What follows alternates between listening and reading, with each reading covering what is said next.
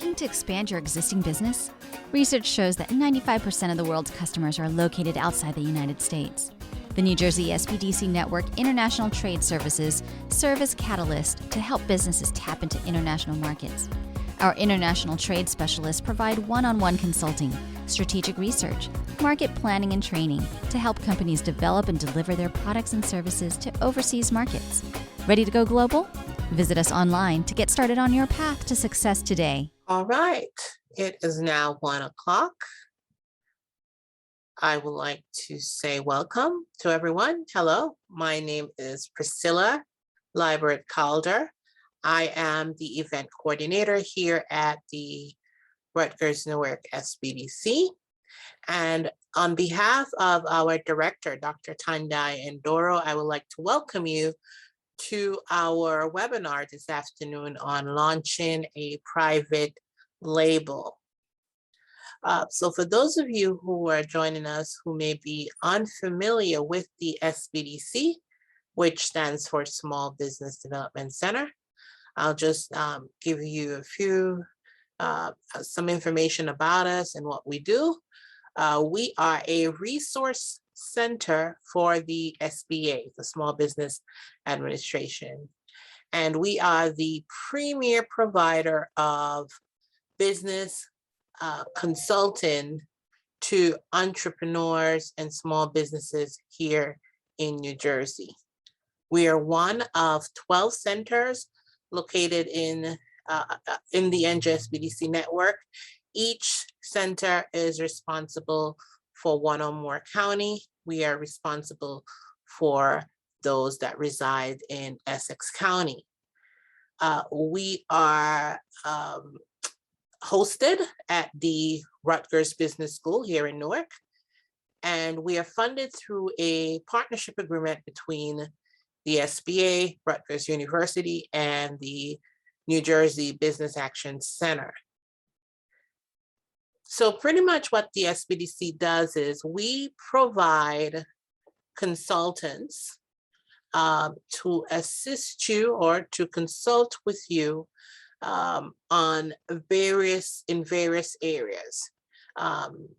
You simply connect with us and request assistance in the area in which you need help with, and we connect you with a counselor or a consultant that can help you through that issue. So whether it be if you are a startup, you're an individual looking to start a business for the first time and you need some information on getting started, if you're an established business and you need help with whether it's your marketing, digital marketing, whether it's government contracting, whether it's getting into import, export, or supply chain, or sourcing, vendors, which I think we'll be covering today. If you have been, as most businesses, impacted by COVID-19, and you are seeking help in many of the assistance programs that are out there, whether through the SBA or through NJEDA or any other private organization, we have counselors that can assist you, help you to determine if you're eligible for some of these programs that are available, or if you're just seeking financing, ordinary, like most businesses that may not come through these programs. We can assign someone to help you through that. Other areas will be if you are trying to get certification, if you're trying to get into your personal and your business credit. Whatever area you may think about, we have consultants with expertise in these areas that we can assign to you to help you through or help you to complete if it's a form or anything that you need to have done to help your business to grow and to scale. And this service is provided to you at no cost. Of course, it's paid for by your tax dollars, so it's a great opportunity for you to take advantage of this. To do so, you just simply need to request assistance by visiting our website, www.rnsbdc.com. That's RN for Rutgers-Newark and SBDC, Small Business Development Center.com. Once you get to our website, in the top right-hand corner, there's a button that says Request Counseling. Simply click on that button, fill out the form, give us as much information about you as possible. And once we receive your request, we do assign you a consultant that has about 1 to 2 business days to connect with you and set up an appointment that you can have that session.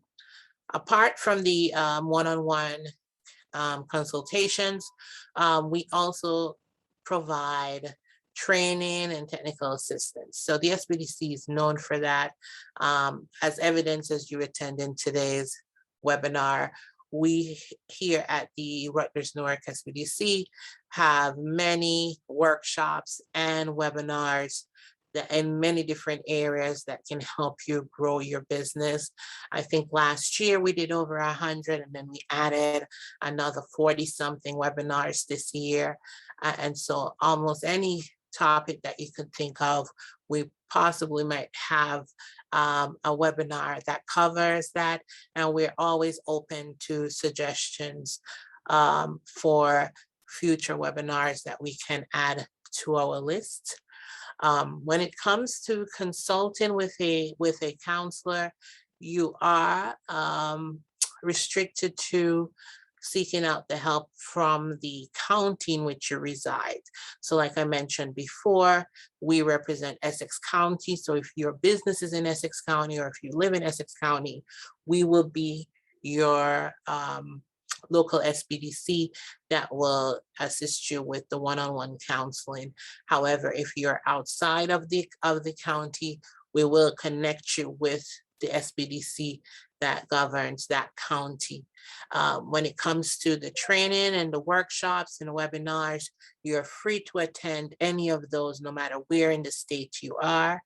The only exception to this rule in terms of counseling comes as if you attend a paid workshop here at the SBDC in Newark, and you want to follow up based on what you learned during that workshop. We do allow for you to have a one-on-one with our consultant, and then at which time we do transfer you back to your local SBDC to continue along your journey. Okay, so regarding today's webinar, again, as I said, the title of today's webinar is Launching a Private Label. For those of you who may be interested in getting started with whether branding or getting a product of your own, this webinar is going to give you some information on it, as well as any resources that can assist you along the way. For the benefit of everyone on today's webinars, we have disabled the audio. So if you have any questions, please feel free to use the Q&A or the chat. And at the end of the presentation, we'll do our best to answer the questions, or I guess Nellie will be able to, she may be able to answer some of those questions while we go through the presentation, but please be patient. We'll get to it, whether while we're going through the webinar at the end. The slide presentation will be emailed out after the webinar, so please keep an eye on your email, as well as the recording of today's webinar will be sent out within about 48 hours. So just remember that both will be sent out.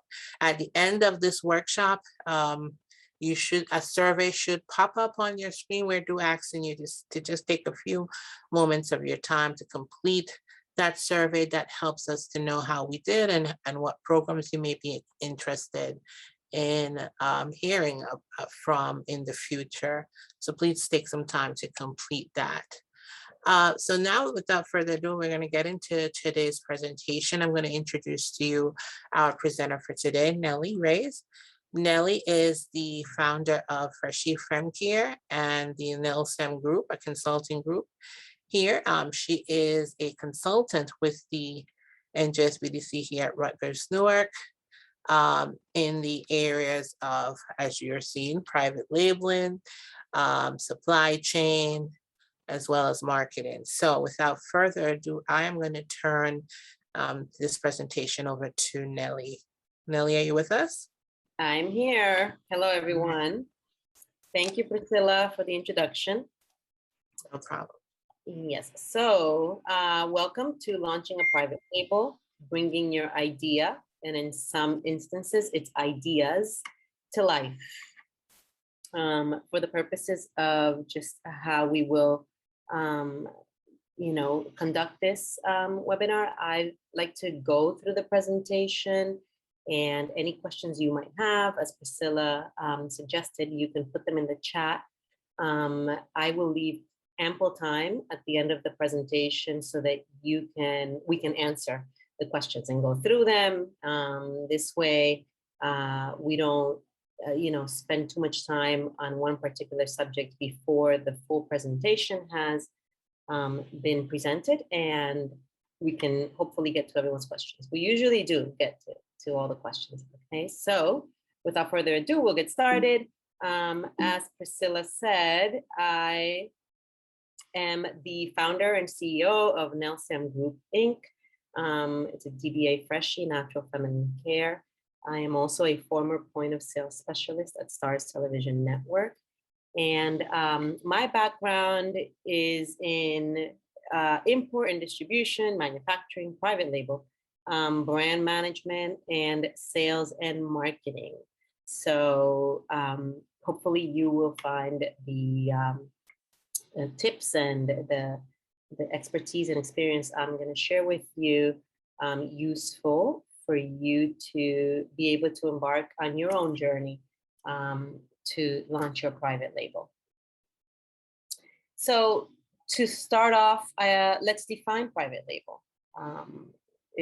They're products from diverse industries that range from food to cosmetics, fashion labels, technical software, hardware, gadgets, and more.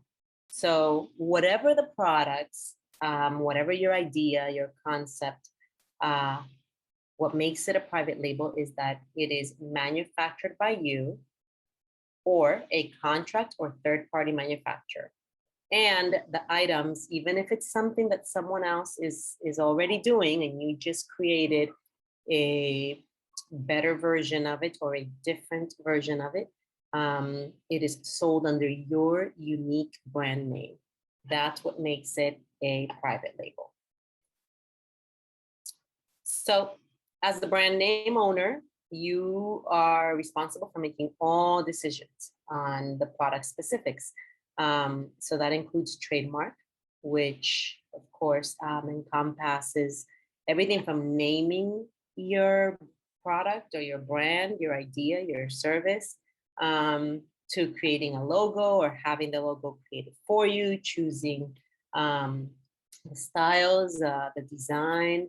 If it's a food item, it's whatever flavors, other product types like personal care, for example, your scents. You're always going to make the decisions about sizes and your pricing, which is of course very important. You want to make sure you're profitable from the get-go, that you don't start out selling a product that you didn't price appropriately and then are in business to lose money.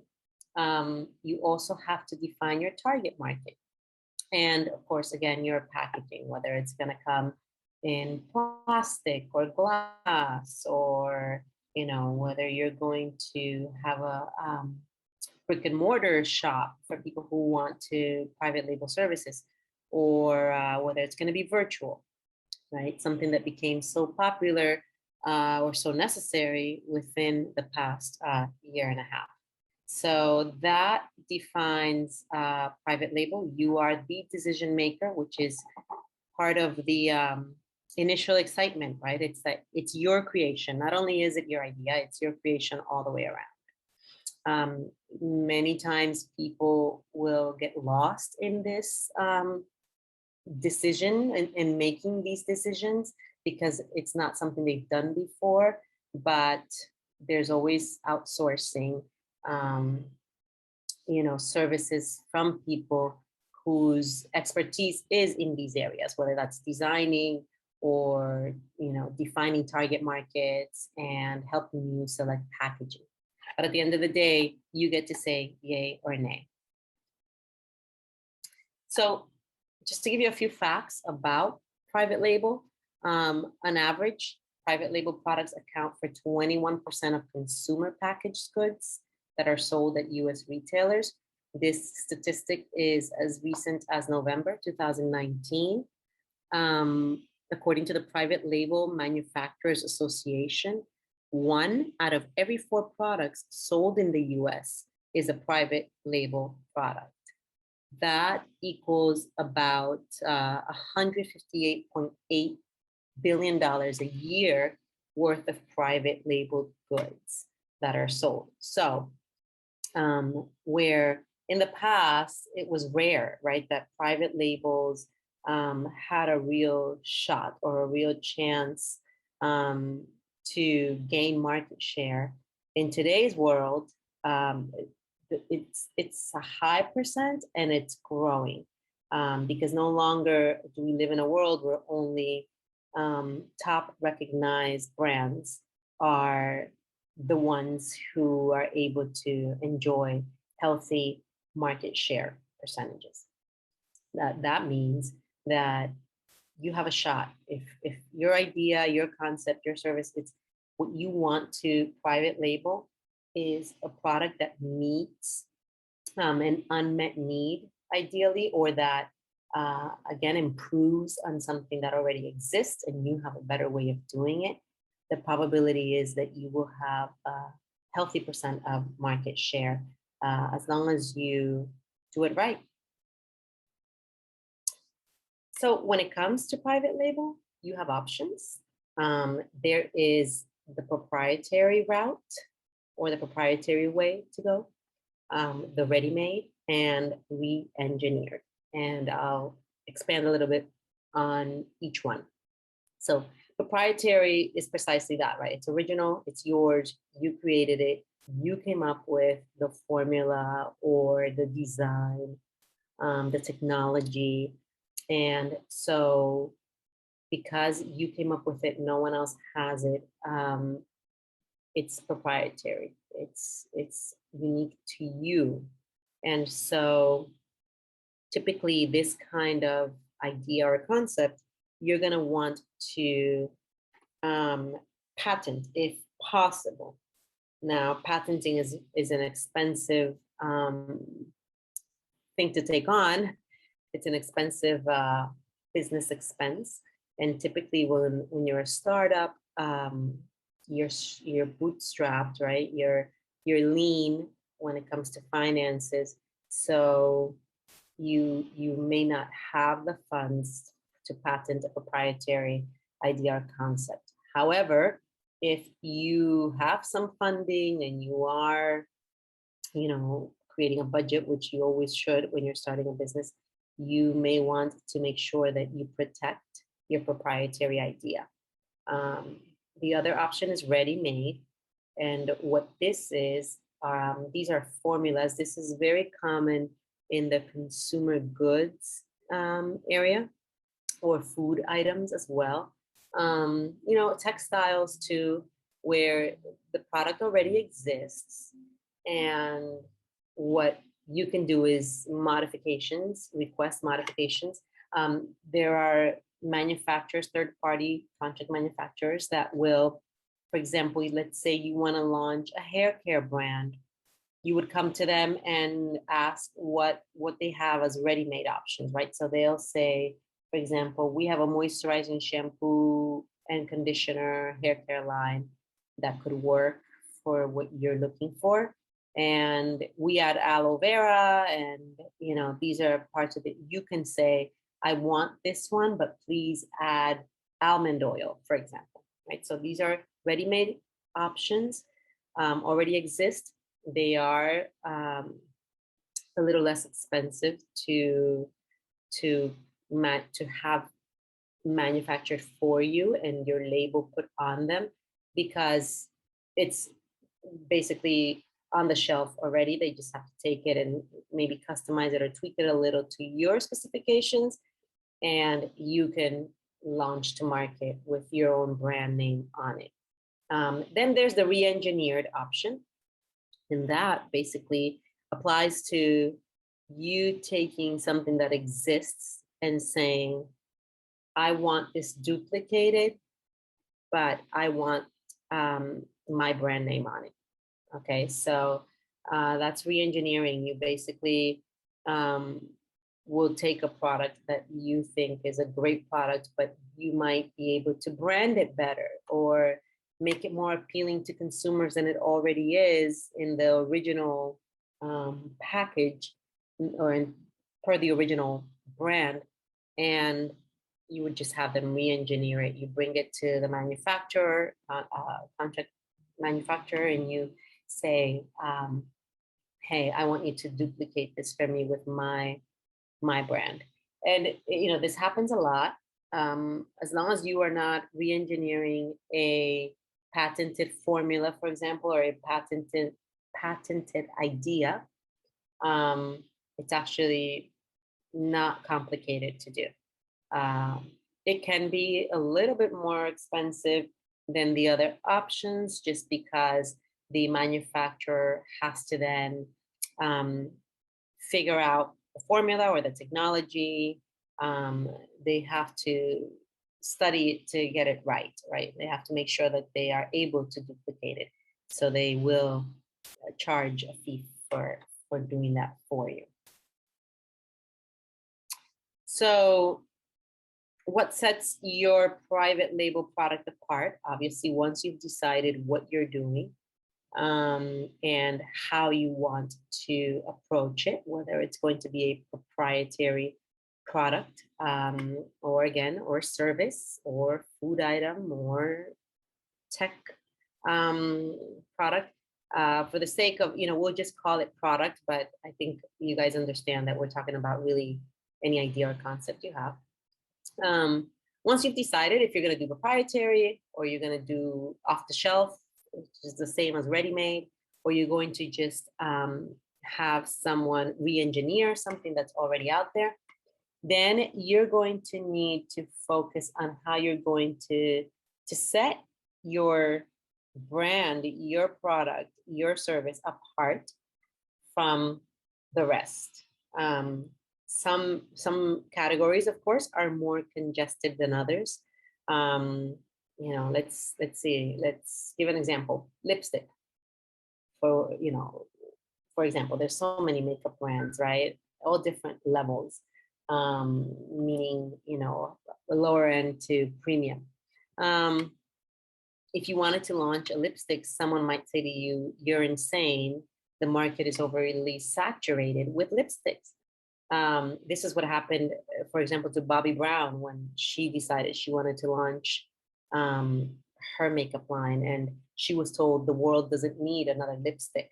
Well, turns out that if you're able to differentiate your product, put it in packaging that is attractive and have design that is appealing to your target consumer, and it functions in a way that it is valued by that target consumer, that you can, in fact, build, in her case, a multi-million-dollar brand of something that the world may seem saturated of.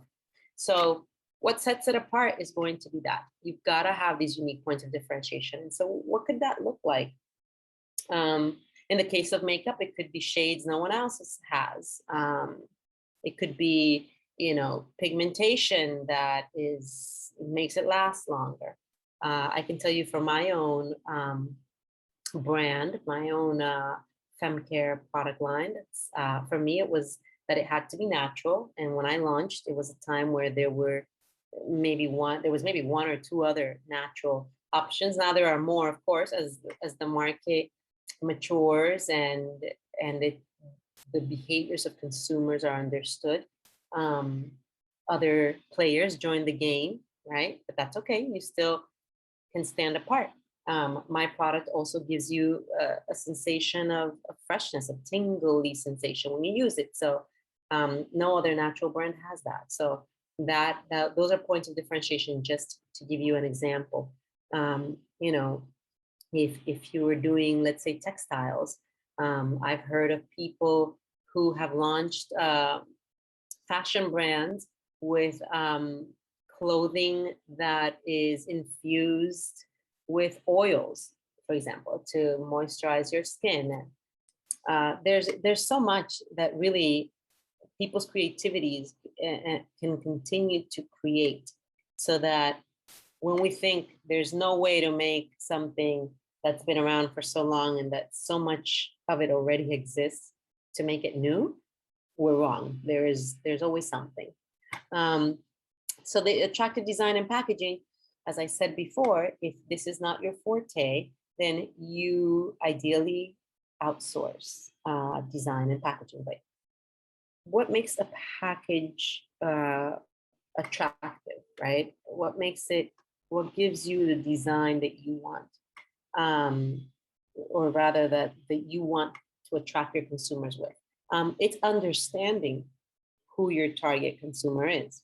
So what's attractive to women, obviously, it's different than what's attractive to men, for example. Or, what's attractive to a woman who chooses only natural products is not attractive to the woman who really doesn't care about natural, but just wants a bigger, more value, for example. So a bigger packaging where she thinks she's getting more for her money. So defining your target consumer is important before deciding on which packaging and which design you want to use in order to attract that target consumer.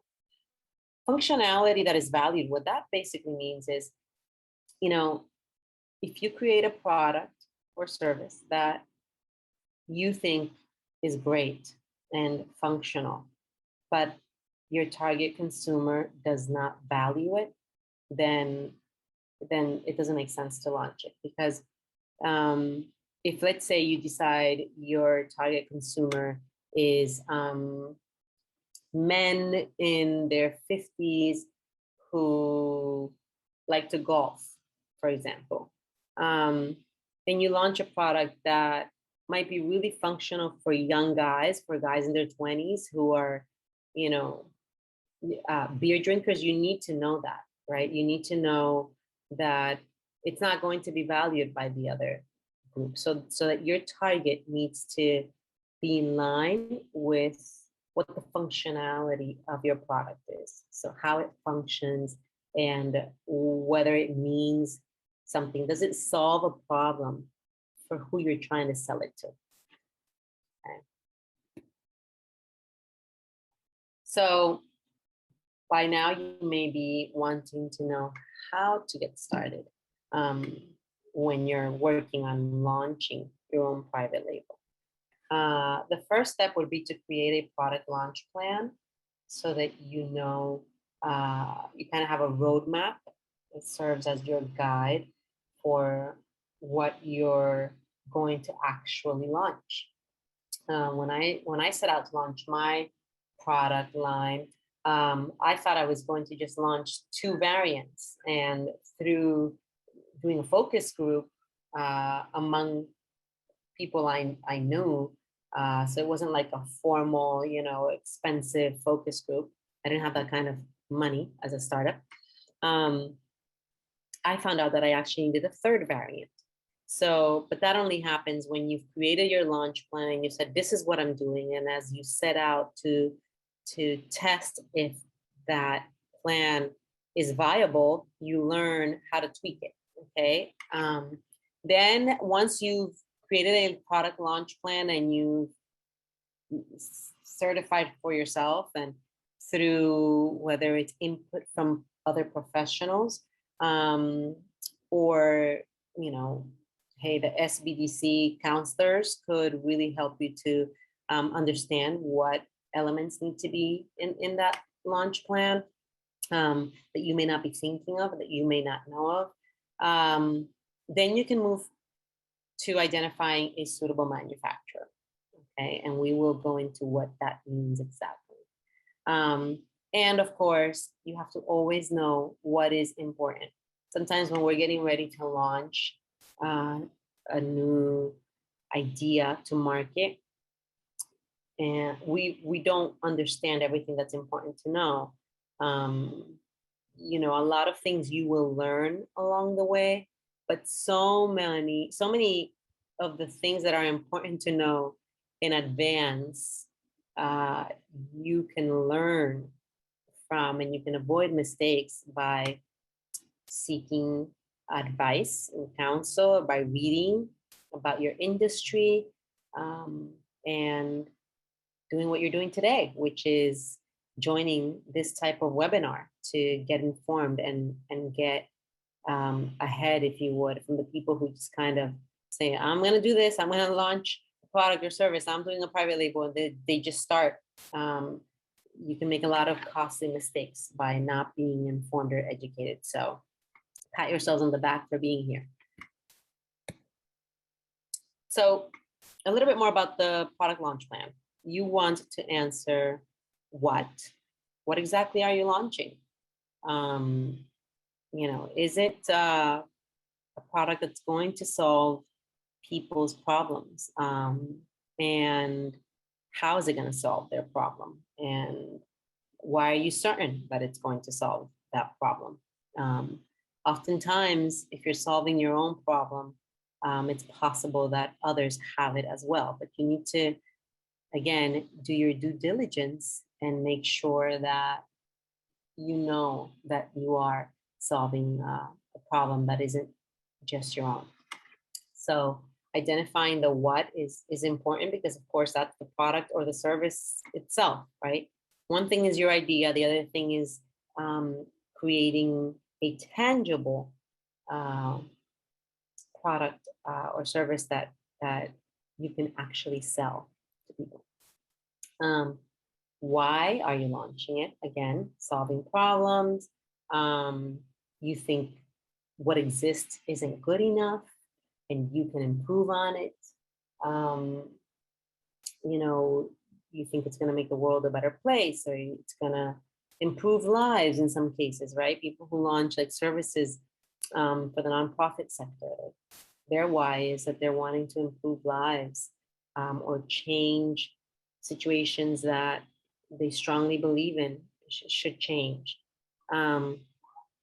Whatever your why is, it should be something that you care about, that it means something to you. It shouldn't be because someone else said I should do it, or oh, because it was my grandfather's dream that I do this, so I'm doing it now. It needs to mean something to you.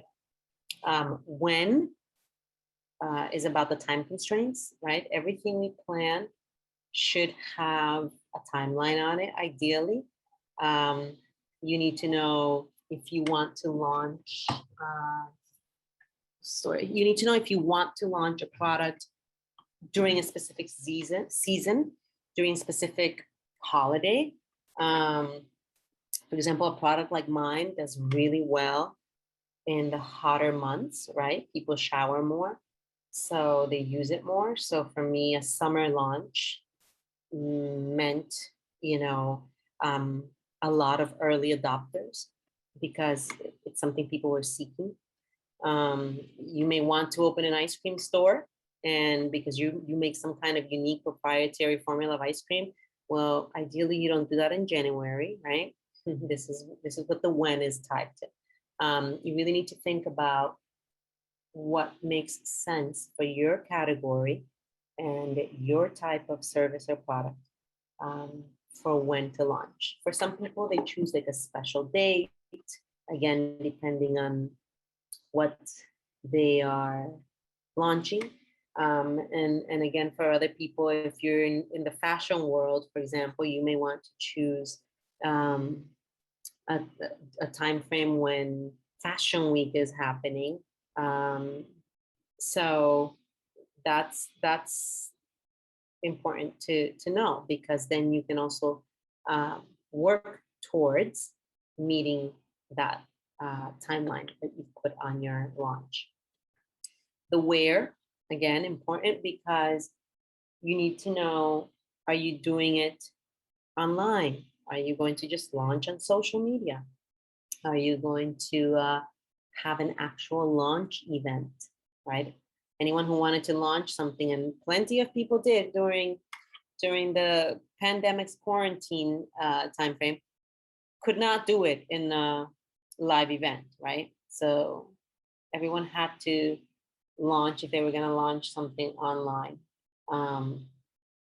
And it works. It used to be the where had to really be an in-person event. Now we have the advantages of technology. So where also pertains to, are you going to sell when you first start on your own website only, or are you going to open an Amazon store and launch there?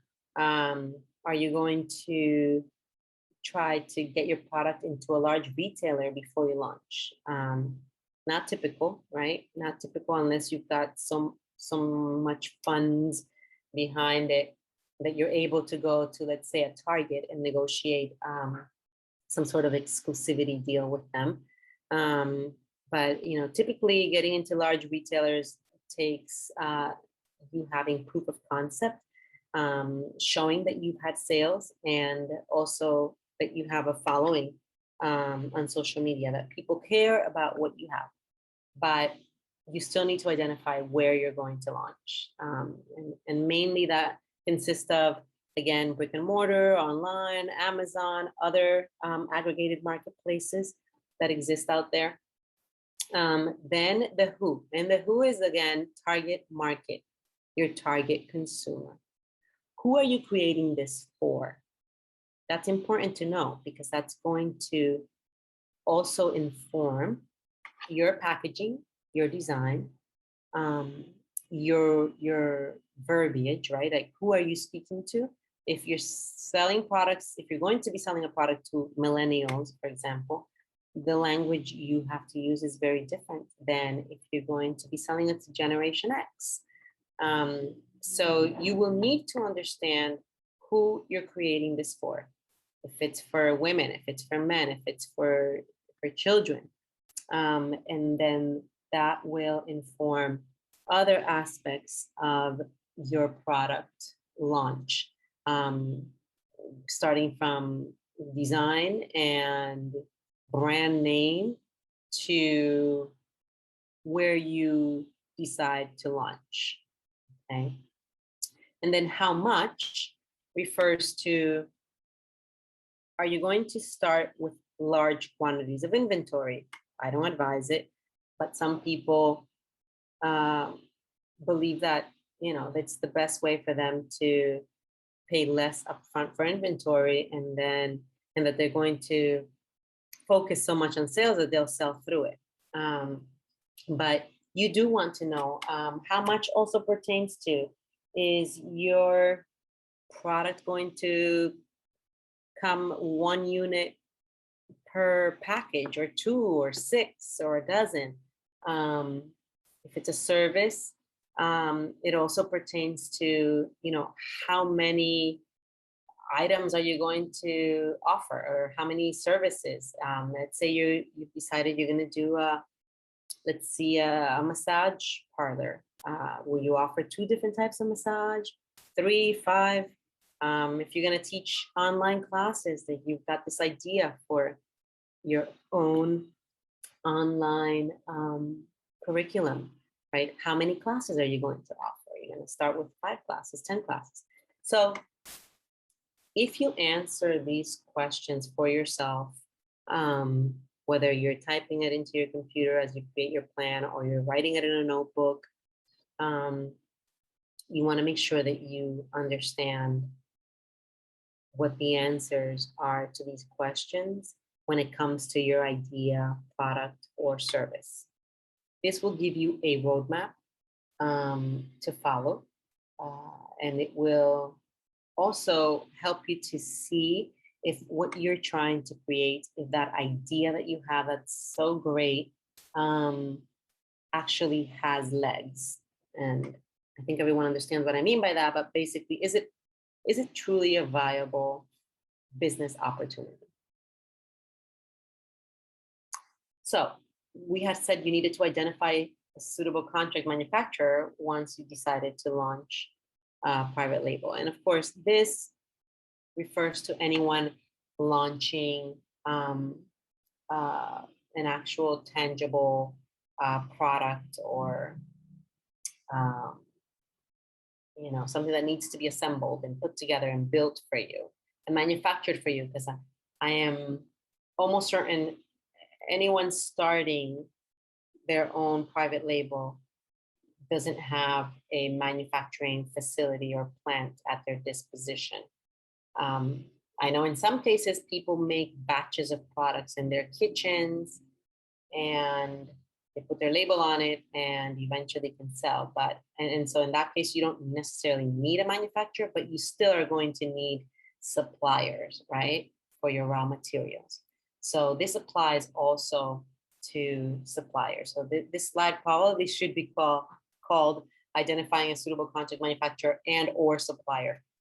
So you want to ask about the capabilities. That's always important because you don't want to create something that requires a specific machine, for example. And then you go and you start working with a contract manufacturer that halfway through your production says, well, we can't do that for you. We have to outsource it and it's going to cost you more, right? You also want to know that they can make what you want. So for example, in the natural product space or in the organic, natural, even food product space in categories, you need to make sure in some cases that the facility doesn't use, for example, machinery that's soy has been processed on, for example, right? Depending on what you're doing. In my case, I'll tell you, I needed someone who had the capability to make natural, all plant-derived ingredient personal care products. If I had gone to a facility, probably would have been less expensive, who had no experience with natural product manufacturing, then I could have been in trouble, right? Because they would have been either guessing or they would have eventually said, we can't do this for you, or they would have made mistakes that would have been costly to me. So always know what the capabilities are. Also, you want to make sure that if you want 1,000 units, that they can do 1,000 units. Sometimes you just need 200 units and you want to know that they can do 200 units for you. And we'll talk a little bit more about MOQ, which is minimum order quantities. You also want them to have experience with your category. Again, I gave the example of, in my case, needing someone who had experience working with raw materials that are plant derived. They have to be mixed a certain way. They have to, be stored a certain way. They have to be made in tanks of a certain type. So experience with your category, very important. You don't want to end up going to someone whose experience is, let's say in the perfume category, and you're trying to make makeup. So it's important to understand this. You also want to make sure they have pricing that makes sense. And I mentioned before that pricing is such an important part of you deciding to launch your own private label product or service. Because oftentimes, people who are launching their own private label or service don't understand the concept of a pricing strategy. And guys, I know that there's a webinar for this with the Rutgers-Newark SBDC, so you just have to look. Where it's not just about pricing, but it touches on it. Understand that, because you don't want to launch a product or a service that you realize, 2-3 months into it, and all your savings invested in it, or investors' money, that you're not making any money. So you need to try off the get-go to be in a position where you're making a profit. So it's important that you understand that. And part of that, when you use a contract manufacturer, or when you're getting, raw materials from a supplier, is that you have to understand how to mark up from what price they sold to you at. And believe me, sometimes from like the state of New Jersey to the state of New York, the same exact item, depending on which facility you've gone to, can cost so differently that if you buy it from one, you won't be profitable, but you buy it from the other and you will. So important to understand that. It's also important to know, again, your minimum order quantities. There are third-party contract manufacturers that will work with startups so that they have lower minimum order quantities. Their requirements will be less. And then you have the ones who only work with larger brands. And so obviously their minimum order quantities will start at 5,000, for example. Just as well, if you've got something that you begin to sell through, right? You become one of these sudden viral sensations. You need to know, can that person make more than 10,000 units, for example? Again, depending on what you're making. If your item is bigger, you probably need less. If your item is smaller, you may sell through more, depending on what it is. But it's important to always ask that question as you're going around trying to identify possible or potential manufacturers or suppliers for your brand, for your private label product. You want to know the turnaround time frame. Some contract manufacturers will turn an order around for you. The average is about 3 to 4 weeks, but there are some who might take 12 weeks to get something to you.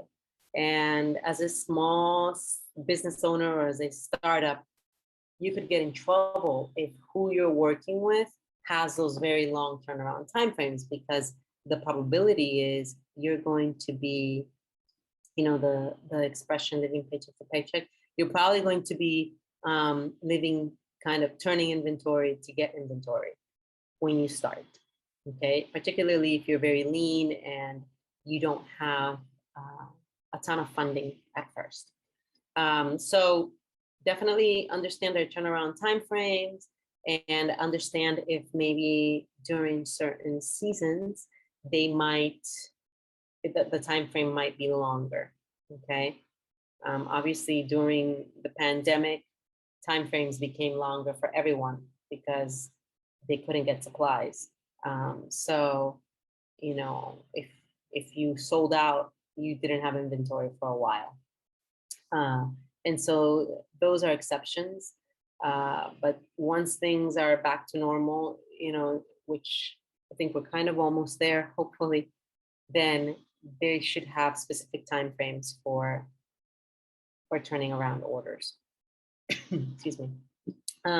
Responsible manufacturing. This is important because brands have gotten in trouble. You may have read about some of them, in the news, where they used a third-party contract manufacturer and found they were using child labor or buying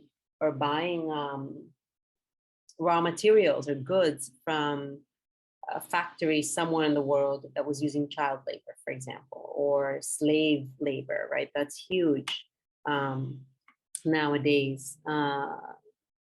Human trafficking isn't just about prostitution. Human trafficking also involves forcing people into forced labor, and big brands have gotten in trouble for not making certain that the manufacturer they selected, even here in the US, had ties to suppliers or manufacturers who weren't operating responsibly. So for me, this is a huge one because, you know, I sell natural fem care products, and my company's tied to women's empowerment. So I need to make sure that the persons I work with aren't tied to any kind of irresponsible manufacturing like this, where they use synthetic, maybe raw materials, and pretend they're natural, you know, and you're never 100% certain, but you at least need to get in writing from whoever you select to work with that they practice responsible manufacturing. There's an actual certification that these manufacturers receive from watchdogs, if you would, that, you know, inspect them and confirm that they do practice responsible manufacturing. So depending on what you're doing, I mean, I would say no matter what you're doing, you want to be ethical and probably use a facility that makes this a priority as well. So since not everyone wants to launch a product, something that we've discussed, we need to make sure that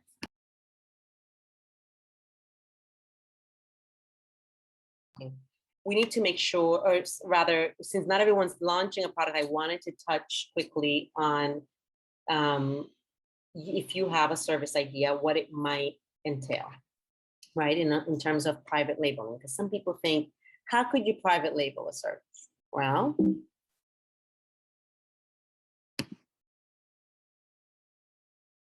service or skill is actually the possibility, right? Because a lot of people have skills, and we saw how now, just during during the pandemic, I apologize for the interruption. We saw how a lot of people were able to use a skill that they had and launch a business, a viable business.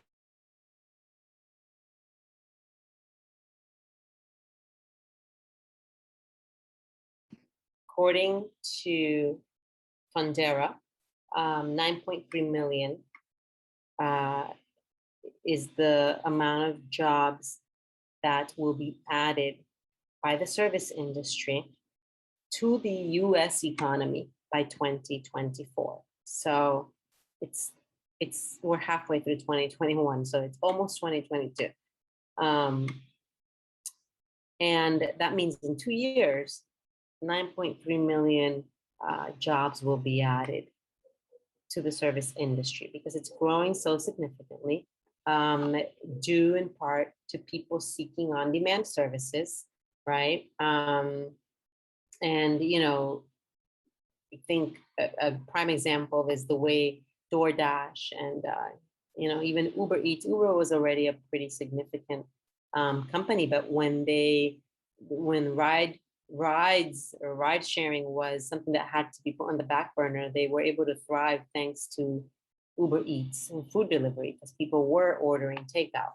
A lot of people decided to stop going places for their services. So, for example, mobile salon services grew hugely because people couldn't go to the hair salon. You know, the pandemic era and quarantine and all that was an exception. That's not hopefully how we're going to have to live again, but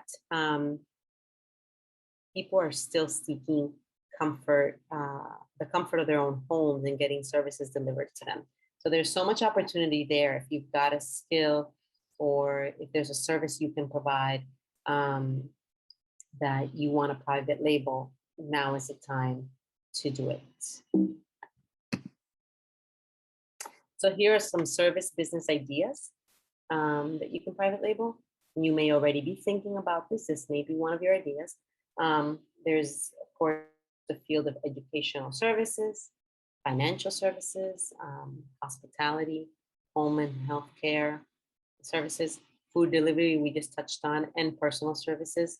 I've seen quite a few brochures delivered to my home, with people offering kind of like a private or personal errand running, what do they call it? The concierge service. And, it's just someone locally who's saying, I'll pick up your dry cleaning for you, or I'll, run X errand for you, and to the tune of $75 an hour, you know? So I know there are plenty of times when I absolutely can use that. And it's worth the investment for me because it saves me time to be able to focus on running my business, for example. So that's just one concept, one idea that I have seen, that I've thought, this is great. This is someone saying, I can, use my car and the fact that I'm good at running errands to do this. I know another huge increase, and this is, a larger company, but Amazon shoppers, right? Huge. People don't want to do their own groceries anymore, depending on, obviously on where you live. And you do, even when launching a service, private label, you still need to do your due diligence and understand who your target market is. But for me, it was important to touch on because so often private label and launching a private label focuses on just products or tangible goods, but it can also definitely be skills or services. And there's something that, some of you might do better than anybody else, that if you, do your due diligence and position it correctly, could be very profitable to you. And you could build a business, build a brand name for yourself from it. So this quote is the way I like to end the presentation, and then we will move into the Q&A part of the presentation. So I'm happy to answer all questions, whether you put it in the chat or you want to ask it directly. Guess Priscilla can facilitate that for me with unmuting people so they can talk.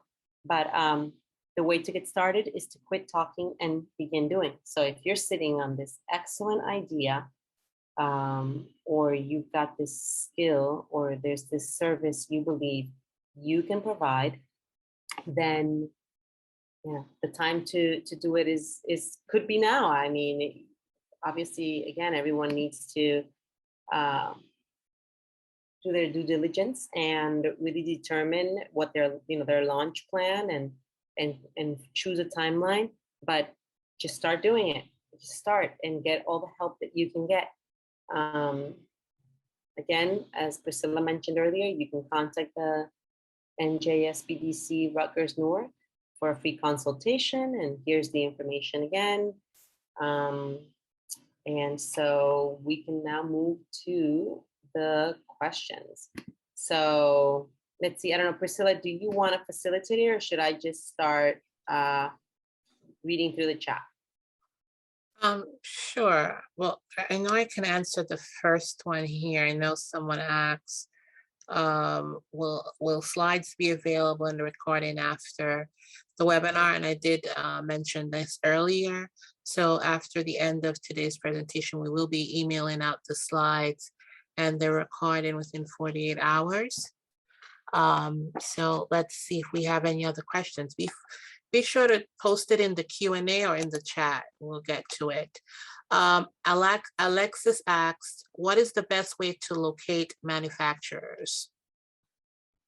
Yes, so, depending on where you're located, I mean, you can request that someone who's already maybe doing something similar to what you're wanting to do, share who they're using, but you can Google and choose the state that you are in or that you want to manufacture in. A very important point that I didn't mention is that ideally you want your items manufactured in a facility that is accessible to you, that if you have to get in your car and drive and go check on a production or correct something that might, before they print 10,000 pieces, I recommend it. I've done both. I've used one further away, and when an issue arose, I ended up losing a lot of money. So I recommend that you choose someone nearby. But you can Google according to your category. There isn't necessarily a national register, but there is a website called thomas.net. That's THOMAS.net.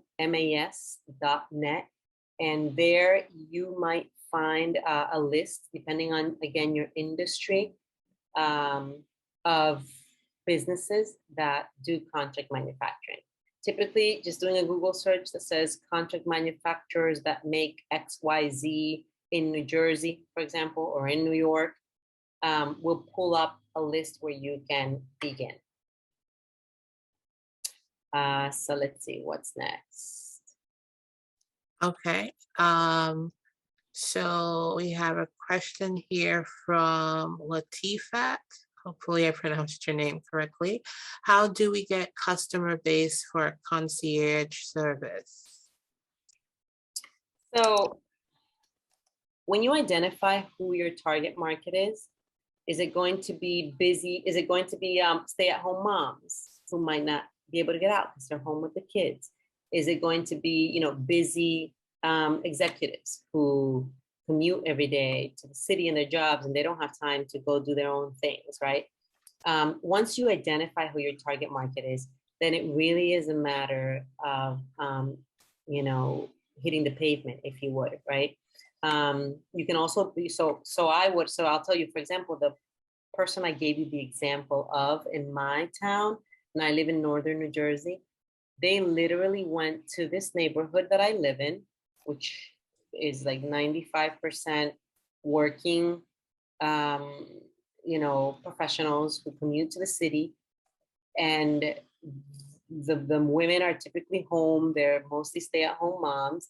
And they just they probably gave themselves a goal, and did 100 flyers in mailboxes. And I assure you that at least, a small percent of the women who received it, or the men who came home and maybe are single and do need someone to pick up their dry cleaning during the day while they're at work, called them.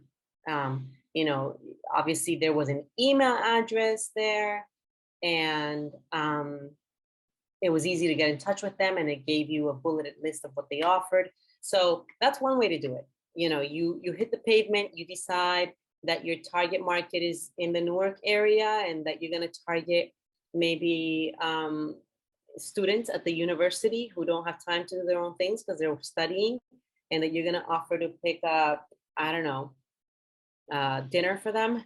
Then you would target them, and you could either go in person or go to the town hall, or to the halls where they live, and leave brochures. The other way to do it is you buy a list, right? And there are lists that you can buy for people to email, and you enter the criteria and say, I want moms from the age of 35 to 45 who live in New Jersey and who have an income of X, and I want to target them. So then you purchase this list, and you start creating really creative emails that say, this is what I can offer you, and these are my rates, and this is my information, so you can contact me. And you start to build a customer base that way.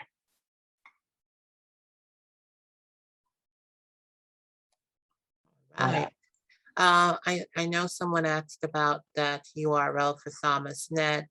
That URL is www.thomasnet.com. There you go. Thank you, Priscilla, because I thought it was Thomas.net. I see one that says, what platform would you recommend for a website free? It depends on what you're going to sell, and some people really like WooCommerce, WOO commerce. And there's so many. There's one called Wix, Wix.com. They all have free beginners templates that are easy to customize. My preference is Shopify. Shopify will give you a free template and give you like a free trial, but then it's like $29 a month for a basic package.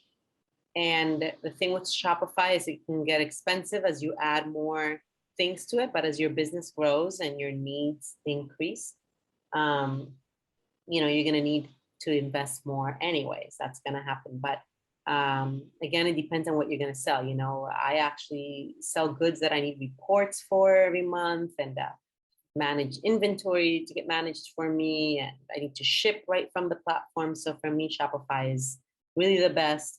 But WordPress is another one. You may want to try WordPress, WORDPRESS.com. They also are very popular with people, particularly people who do like services. WordPress is very good for services or skills. Shopify is more for if you've actually got like an inventory of tangible products. So what else do we have? I think that question came from Andre. Actually, I was also like to add to that, Andre. We do have a workshop that covers, that talks about the platforms that you can use, especially if you're going to go into like an e-commerce system. So please, I think it's probably coming up next month.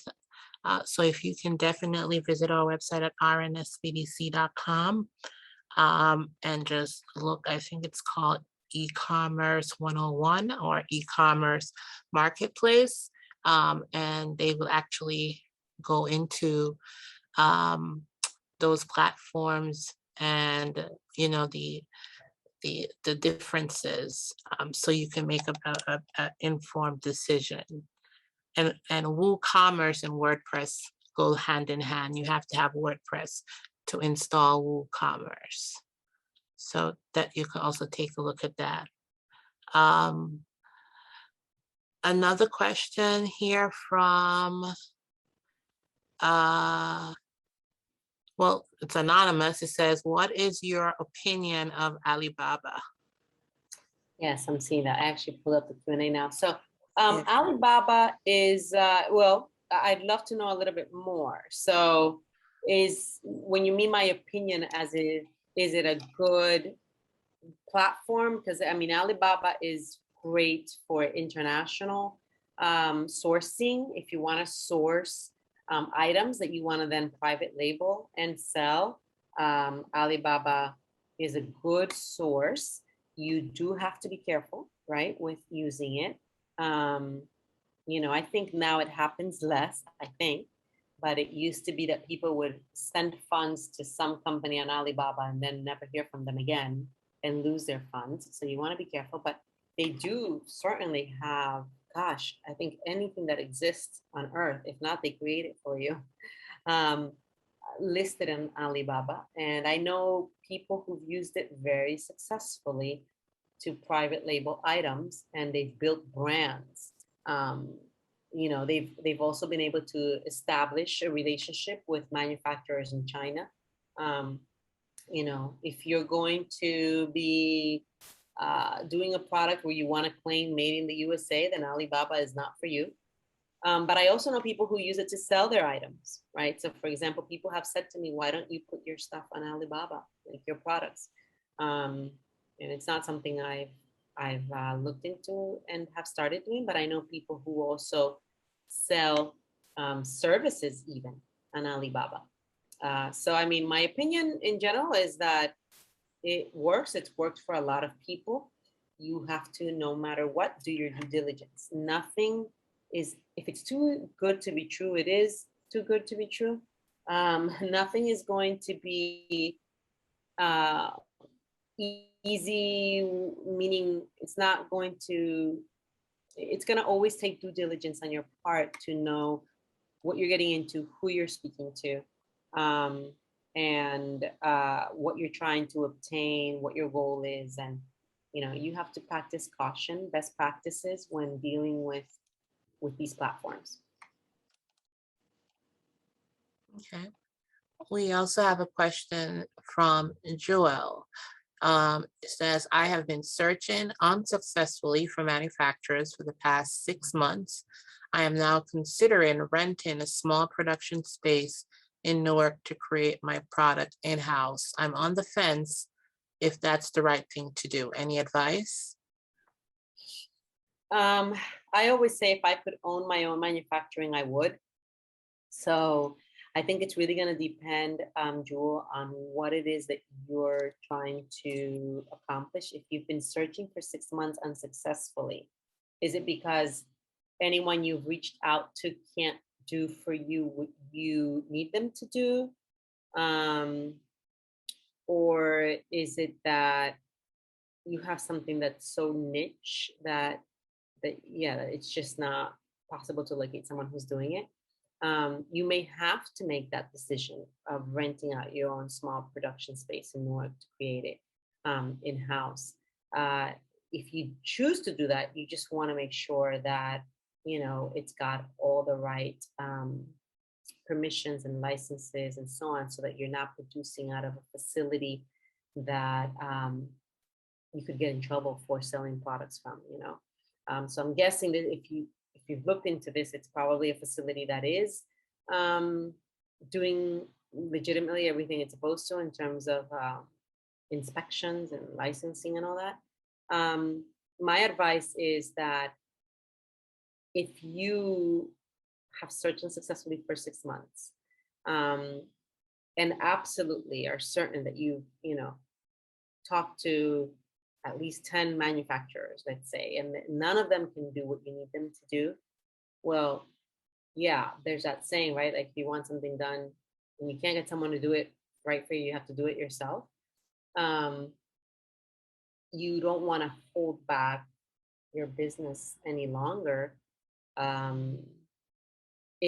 If what it's going to take is you doing this, then I'd say do it, right? Because you want to bring your product to market so that you can start selling and so you can start proving the concept. It's going to be hard work, very hard work, but having your own business is always going to be hard work. It's going to pay off because you're going to care about it. This is where why you're doing this, why you're launching it, why you care to bring this idea to the world is going to be so important, because it's going to get hard. And if it matters that much to you, you're going to push through. So I would just say, Jewel, that sometimes we think we've talked to enough people and we haven't. So, I would need to, again, know a little bit more about what industry. Are you talking food industry, personal care products industry? Because I tell you, New York and New Jersey is full of manufacturers in those categories. So the only reason for you not to find one is if you're doing something so specialized that no one can make it happen for you. So I hope that answers your question. If not, you can, elaborate a little bit more on that. I see that Andrea says she has no capital. Yeah, I have no capital, Andrea, and would love to get started. Best advice, please. Priscilla, am I correct that there's a webinar on funding, right? Or on getting capital? Is that correct? Yes, accessing capital to grow your business. Yes. Yes. So Andrea, that comes up next month, August. That's my best advice, or maybe even requesting a free consultation from someone in that area, in that field, who can help you. Or another option could be, looking at building business credit, which will probably be the easiest way to that. And we have another webinar called Establishing Your Business Credit by Carmen. She teaches that webinar as well. Please, again, see our schedule on www.rnsbdc.com. Click on the training tab, and there should be some webinars coming up that you can schedule. you can register for, sorry. There we go. And, you know, depending on what you're doing, people create investment plans or investment packages for family members or friends. That's not always a great idea, depending on who they are. But definitely take one of those webinars or take both, and hopefully you can solve that situation. It's hard to get started when you don't have capital. Okay, we have another question. How can I easily identify the target markets for my bags and hats for women? You have to start by answering a few questions. What's the age demographic for the women, for example? If it's younger, like it's a real modern type of bag, and the hats are really edgy, and you know, you can start by targeting them on social media, right? If you open an Instagram account, Facebook account, you can do targeted ads to that particular group once you know the age group you're looking for. Are they, you know, premium brand items? You know, what's the price point? If it's going to sell for $100 or above, then that's a different target market. It's all going to depend on your demographic that you want to reach. You know, are they very colorful bags? And so maybe younger women might be into them, or, you know, are they flashy and ideal for women who are into the bling, if you would, right? Then I would go on social media and target those words and start running ads and get them to come to your profile. Make sure you're marketing to attract that demographic. But, you know, to identify it, it's really you deciding, who do you want to sell to?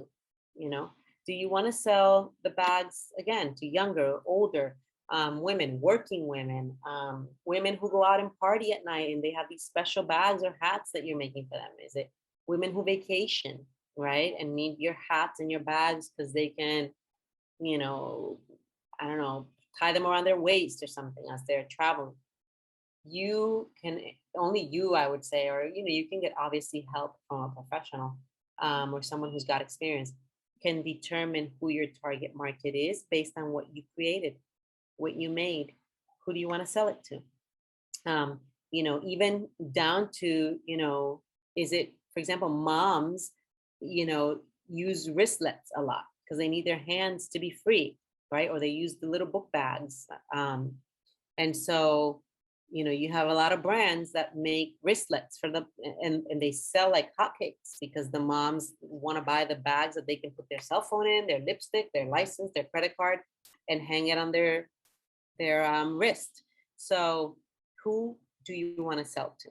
Based on what you've created, who do you want to sell to? And that's how you start to build your target market. You decide their age range, you decide where they live, you decide their you know, income bracket, what the use of your bags and hats is. Is it for everyday wear? Is it for special occasions? That's how you define it. Is it for church going women, let's say? And based on that, you create a brand that is able to then market to these women accordingly. So hopefully that answers your question. I see Allison says, any suggestions for private labeling in New Jersey? Well, private labeling of what, Allison? Because there's hundreds of facilities in New Jersey. That there's some that specialize in makeup. There's some that specialize in body care products. There's some that specialize in perfumes. And then I know there's some, I actually think someone I know used the Rutgers kitchen to make healthy snacks that she was making in private label. So depending on what you're referring to, apparel. Okay, I see.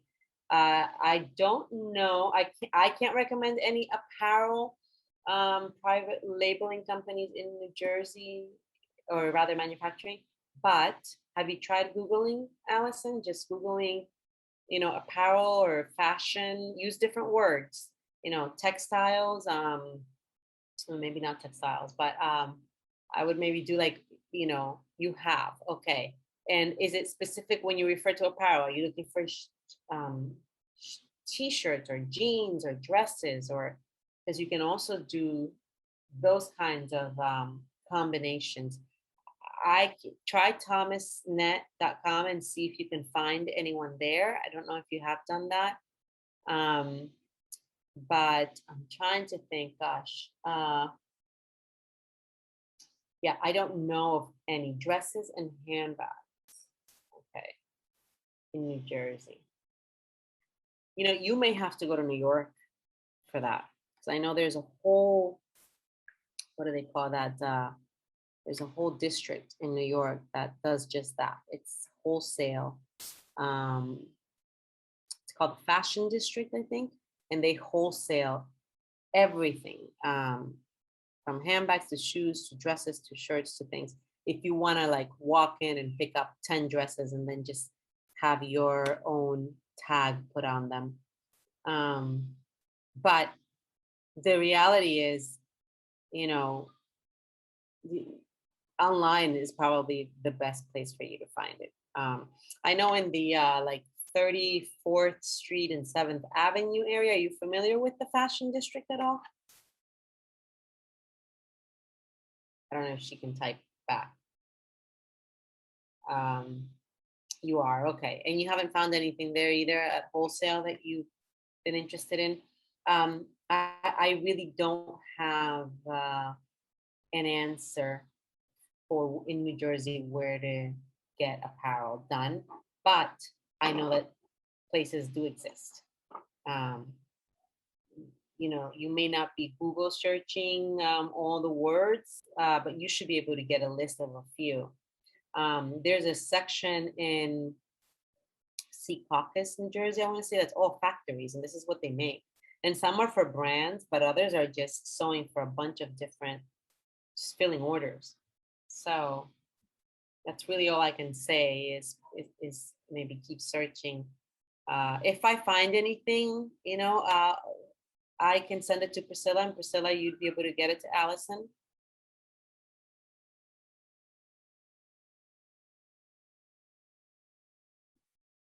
Yes. Hello? I'm sorry, repeat that. I'm so sorry. Repeat that again, Nellie. That's okay. No, I was saying if I'm able to locate anything, because I don't really have any recommendations for Allison except to keep searching. But I said if I'm able to come up with any, or I'll ask around if anyone knows of any. If I can send you the information, and then you would be able to forward it to Allison. Yes, I would definitely. I can definitely do that. Or I can also get Allison's contact email, if that's okay with Allison, and Nellie can reach out to you as well if she finds anything. Yeah. Because she says some of the fashion of what she found did not interest her. Maybe you're looking for something very specific and it might have to be custom made. I don't know. This is why a lot of people will go to Alibaba, for example, right? Or go to a China manufacturer, because they will make you anything, but you are going to be waiting a while for it. And you may not want stuff made in China. That's perfectly understandable. But yeah, any other questions?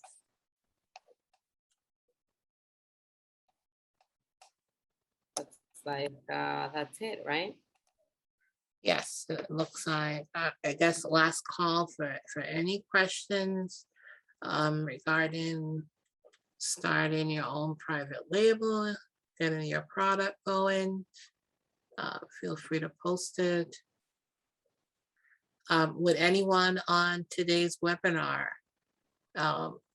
be interested in having a one-on-one consultation? If so, you can all indicate yes in the chat. We can definitely set one up for you. If you're not okay with asking your questions online here on the webinar. Okay, wonderful. I see there's one. Okay.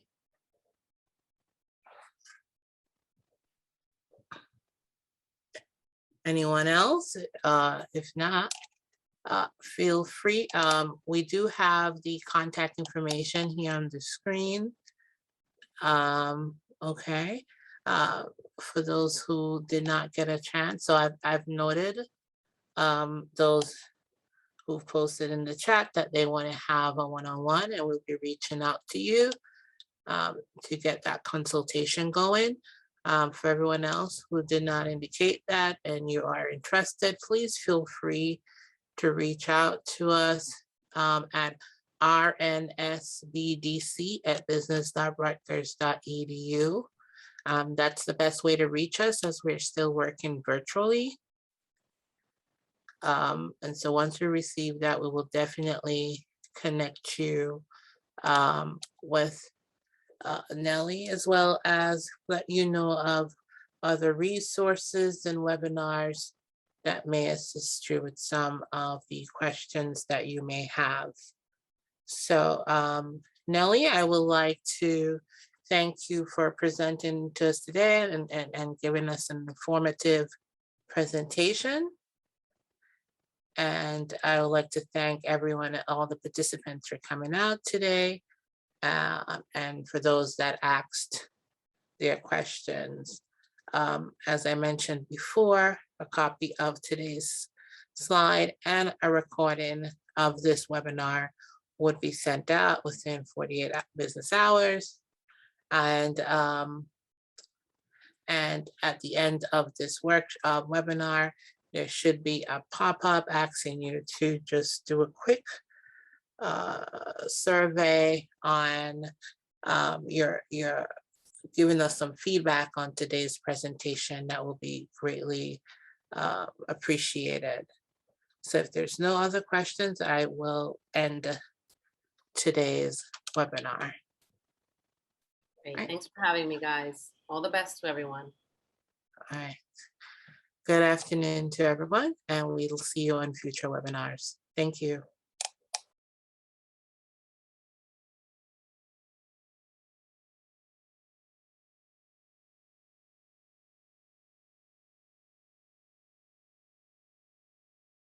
At the New Jersey SBDC Network, our mission is simple: to help businesses grow and succeed.